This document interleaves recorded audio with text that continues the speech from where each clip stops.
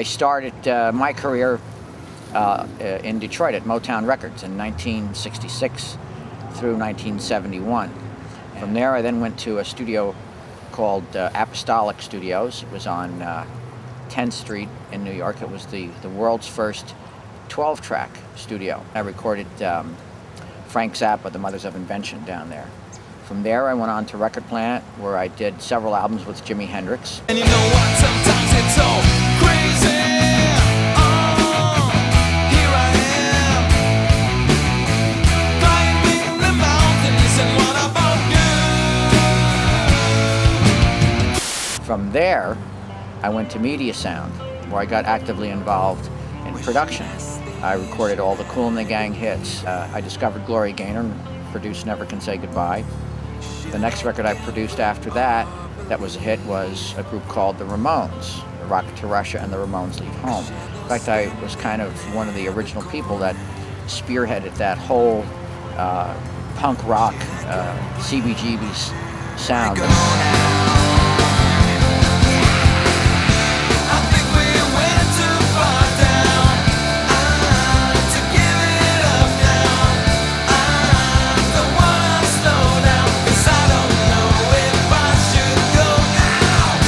Also went on to produce Crash Landing for Jimi Hendrix and a record called Midnight Lightning. Now these records were kind of unique because Jimmy had died, and I was one of the few people that knew where everything was.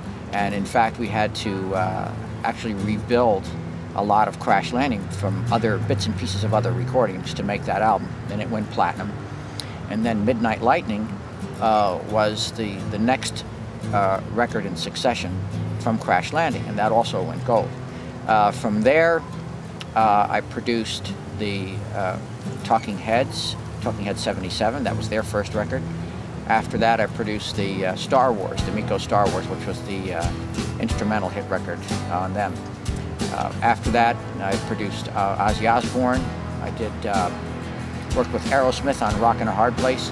And then, of course, after that, the band Bongiovi, John Bongiovi, who was my second cousin.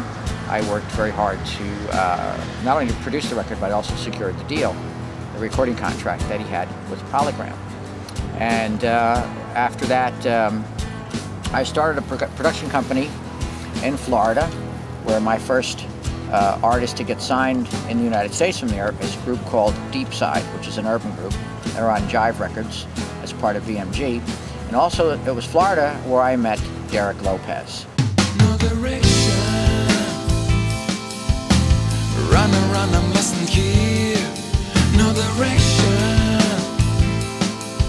I've never felt this way before. Direction. Nothing's wrong with this mic. I don't like this mic. Do you have to be in here with that? I can't hear myself. There's something wrong with the note of this ad. Playing too busy, Tony. Play it straight. Out! I can't hear myself. Some more echo. Some more echo in the headphones, please. I can't. More highs. Can't hear myself. I need a break. After meeting Derek, I became very interested in him as a talent, and we recorded and produced together the NoEnd record featuring Derek, singing in English. And I wanted him to do that because I felt that that would not only give him an American presence, but I think that the people in South America, especially Argentina, might appreciate something like that because it's different, and he's so talented as a writer and a singer that he's able to make that happen. I like the way she moves, keeps me completely satisfied.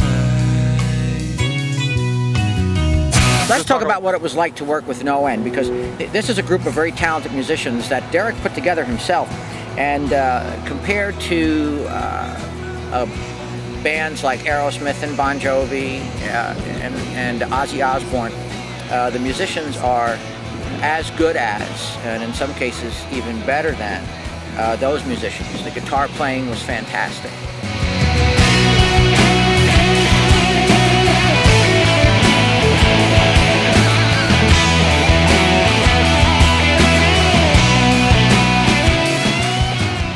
My first impression of Chris, of course, was here's somebody who was from New York City.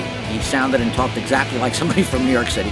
And Chris is a very skilled, to say the least, very, very talented musician as a drummer. And I heard him play, and while Derek and I were listening to him, he was beating those drums, and he was playing like he really meant it. And I said to Derek, I said, I don't think we have to look any farther. I think we've got the drummer.